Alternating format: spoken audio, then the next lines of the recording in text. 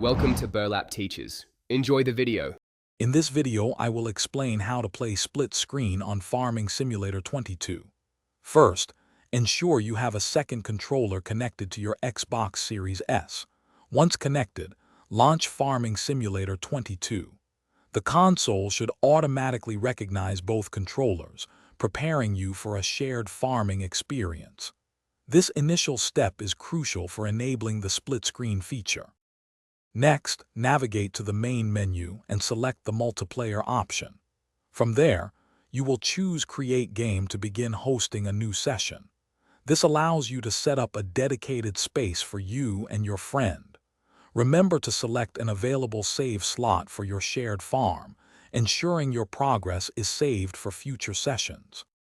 Once the game is loaded, the second player simply needs to press the Start button on their connected controller. This action will seamlessly bring them into the game as a new farmer, ready to assist.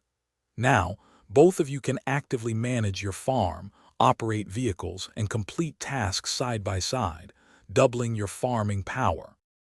With split screen active, each player gains independent control over their character and vehicles. The screen will automatically divide into two distinct views, providing a clear perspective for both farmers.